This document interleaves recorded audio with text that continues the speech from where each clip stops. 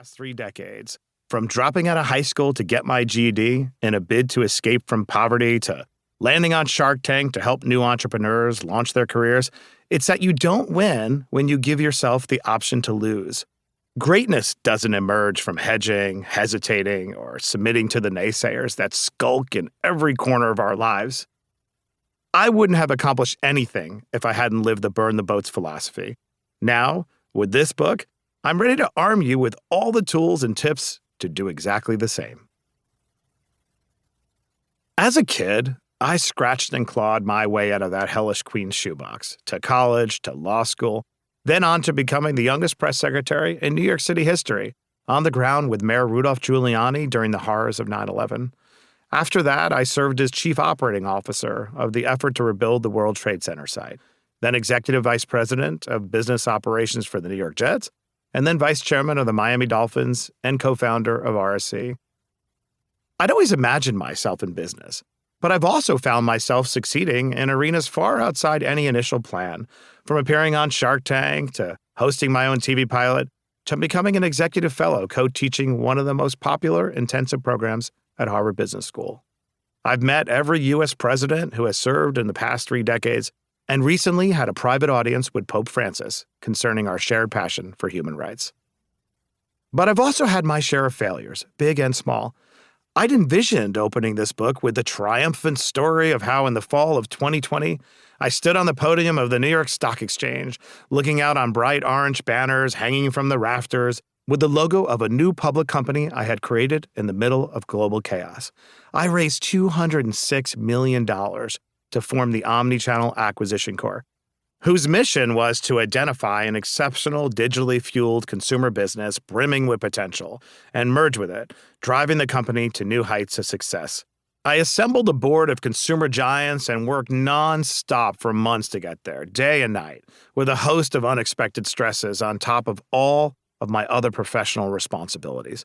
I rang the bell at the New York Stock Exchange live on CNBC, only to end up the next day with COVID-19 and double pneumonia before there was even a glimmer of a vaccine. A year and a half later, after so much more work, just as I was about to bring an incredible business called Kin Insurance public, the deal fell apart.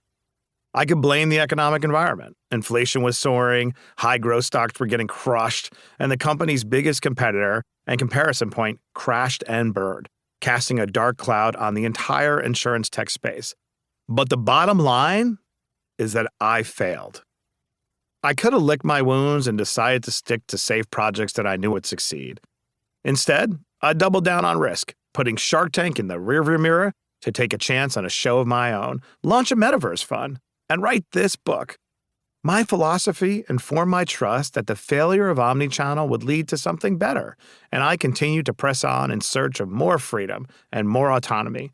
I gave up my role with the Dolphins, and I resigned from a number of boards, opening up opportunities to continue to burn the boats and seek even greater reward. This isn't just my story. It's every story, and it's all of history.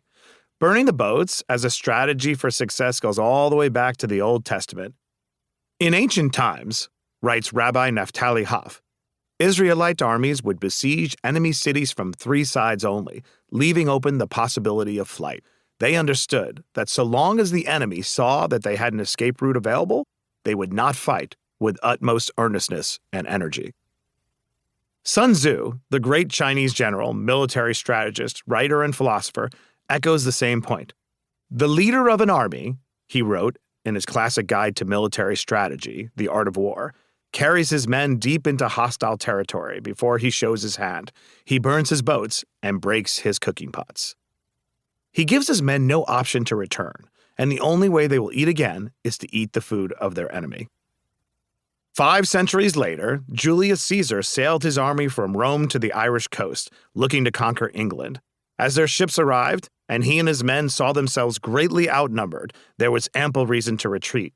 But Caesar was set on completing his mission and wanted to make sure his fighters, and the ones they would soon be up against, knew that there was no exit strategy. This would have to be a fight to the death. "Burn the boats," Caesar ordered, and then there was no way home. More recently, in 2022, Volodymyr Zelensky, the comedian